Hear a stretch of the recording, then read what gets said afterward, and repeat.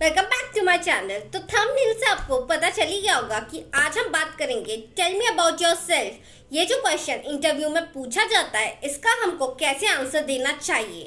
तो अगर आप भी इंटरव्यू के लिए जा रहे हैं या फिर इंटरव्यू देने का प्लान कर रहे हैं और जानना चाहते हैं कि इस क्वेश्चन को क्यों पूछा जाता है और आप इसे कैसे आंसर करें, तो आप ये पूरी वीडियो पूरी देखिएगा। तो ये क्वेश्चन हम लोगों से हमारा इंटरव्यूअर अगर पूछता क्यों है, tell me something about yourself. तो इसको पूछने के बेसिकली टू मेन रीजंस होते हैं। सबसे पहला रीजन, जब भी आप किसी से बात करना चाहते हो तो आप किसी से उसके कंफर्टेबल टॉपिक के बारे में बात करते हो, और इंटरव्यूअर के लिए सबसे कंफर्टेबल टॉपिक होता है किसी दूसरे बंदे से सिर्फ उसी के बारे में पूछना, क्योंकि वो अज्यूम करता है कि आप अपने बारे में तो जानते ही होंगे। तो सबसे पहला रीजन यही होता है कि आपको कंफर्टेबल फील कराने के लिए आप ही के बारे में आपसे क्वेश्चन किया जाता है। इसका सेकंड रीजन ये हो सकता है कि आप हमको टेल मी अबाउट योरसेल्फ में ही कुछ ऐसा बता दीजिए कि आप क्यों दूसरे कैंडिडेट से हमारे लिए अलग हैं। इतने सारे लोगों का मैंने इंटरव्यू लिया, क्यों आप उनमें से अलग हैं और मुझे आपको सेलेक्ट करना चाहिए। तो इसको क्वेश्चन को पूछने के सिर्फ यही दो मेन रीजंस होते हैं। लेकिन अब दिक्कत आती है कि अगर ये क्वेश्चन इतना इम्पोर्टेंट है तो मैं इसका आंसर कैसे दूं, और अगर आप इस वाले क्वेश्चन में अचानक से अटक जाते हैं, ढंग से आंसर नहीं देते हैं, तो एक इंटरव्यूअर का इंटरेस्ट भी आपके इंटरव्यू से थोड़ा कम हो जाता है, क्योंकि ये एक स्टार्टिंग पॉइंट होता है अपना इम्प्रेशन बनाने का।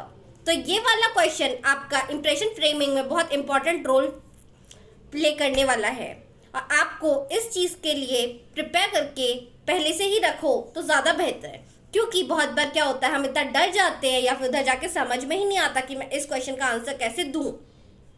तो ऐसी सिचुएशन में आप ना आए, तो चलिए हम शुरू करते हैं कि हमको इस चीज़ का आंसर कैसे देना चाहिए। तो टेल मी अबाउट योरसेल्फ में सबसे पहले आपको जो चीज़ याद रखनी है कि आपको अपने इंटरव्यूअर को ग्रीट करना है। लेट्स से आप एक रूम में गए, लेट्स से आप इंटरव्यू रूम में गए, आपका इंटरव्यूअर आपको बोलता है, Akanksha please take a seat, and he introduces himself, hi I am Rakesh, I am your interviewer for the day, I will be interviewing on this and this is the role specified, so let's begin our interview, tell me something about yourself. This is how the basic structure looks like. तो आपको उस time पे बैठ जाना है, अच्छे से अपने इंटरव्यूअर को ग्रीट करना है, hello sir, good evening, good morning, जो भी है अच्छे से ग्रीट कीजिए और फिर उसके बाद बताइए। तो अगर आप इसमें दो सिनेरियोज होते हैं, आप हो सकता है कि एकदम फ्रेशर कैंडिडेट है या फिर आप एकदम एक्सपीरियंस कैंडिडेट है। अगर आप एकदम एक्सपीरियंस कैंडिडेट हैं तो आपको अपने एक्सपीरियंसेस के बारे में बात करनी पड़ेगी, ठीक है। लेट्स से आप एक फाइनेंशियल एनालिस्ट है और आपने नियरली 10 ईयर्स तक किसी एक फर्म में वर्क कर रखा है या फिर 3-4 ईयर्स भी वर्क किया है, तो आप बोलेंगे, hi I am Akanksha, I am a financial analyst, I have worked with 3 firms in my 10 years of span, and the companies are ABC, and I look forward to work with your company too, and to make sure that the best of my abilities can be used within the firm. I am a financial enthusiast and looking forward to work with you. कुछ आप ऐसा बोल सकते हैं। Next, अगर आप एकदम fresher candidate है तो आपको क्या बोलना चाहिए?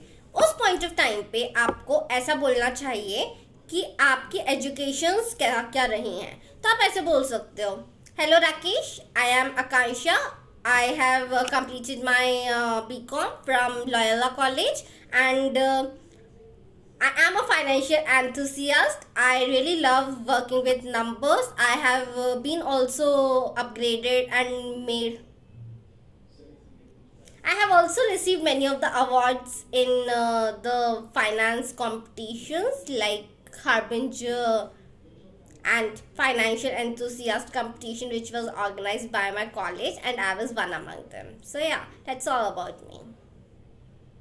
आपने देखा, मैंने हमेशा अपने दोनों ही सिनेरियोज में अपने अकम्पलिशमेंट्स बताए हैं। बहुत सारे लोग बोलते हैं कि हम ब्रैगर्स नहीं है, हम ब्रैग नहीं कर सकते, हम अपने अकम्पलिशमेंट्स, हम अपनी तारीफ खुद से कर रहे हैं, ये क्या फ़ायदा हुआ। ऐसा नहीं है, आप फैक्ट्स बता रहे हो। फैक्ट्स और ब्रैगिंग में बहुत अंतर होता है।